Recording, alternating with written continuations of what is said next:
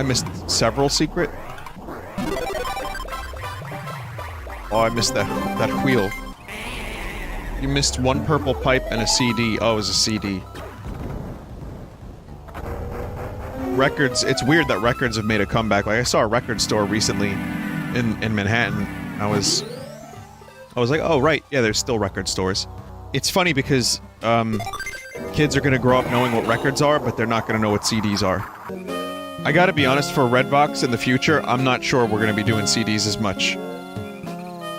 I don't know how that's gonna go down, but I think we might just stick with vinyl and that's it. VHS. Yeah, we'll do VHS Betamax.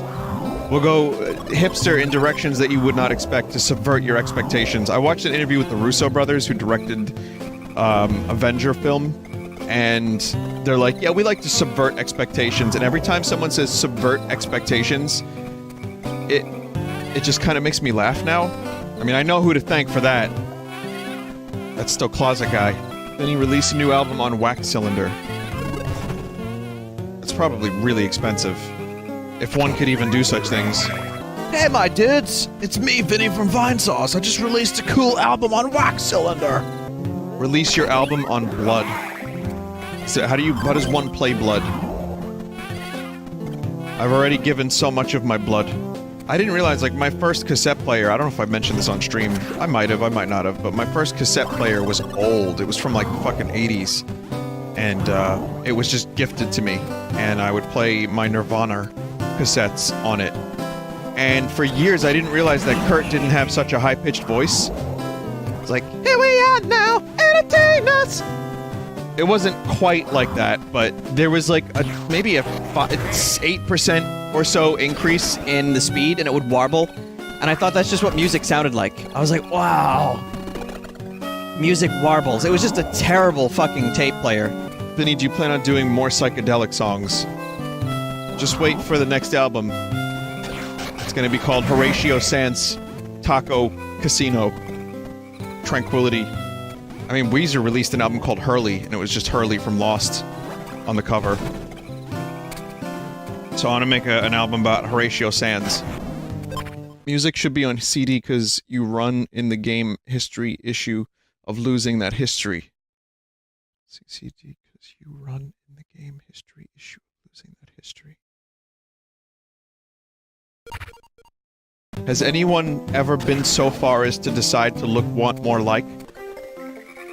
But yeah, I think they meant you should release your music on CD so you don't lose your music to history because they prefer physical mediums. That makes sense, but yeah, maybe. I'm not saying no. I think it's more just that vinyl is more collectible, and I like vinyl. I gotta say though, without because I kept Kerosene a stark secret because I didn't want to build up hype and expectation for it. Because it was just something I needed to do. I wanted to do it. And, you know, it was a good recording time. Like, it wasn't overly drawn out, because there was less on it. And that was really great, that I could just put it out as soon as it was done. But, I'll tell you what, we are making really good progress. Like, just last night I wrote lyrics almost entirely to 3 songs. And that never happens. I think I've filled my monthly quota for acceptable amount of Red Vox discussion time. So I'm gonna stop now before 3 people get upset. Someone said, I like the song Reno. I'm happy you like the song Reno, I like it too. I might be biased though. But yeah, I mean, a lot of songs don't mean anything. A lot of pop songs just have words that fit.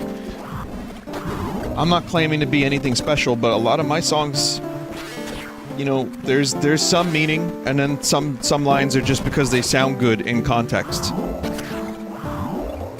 So, and that's, you know, I scat. You know, I do a little scat, I go I do that, or I'll do,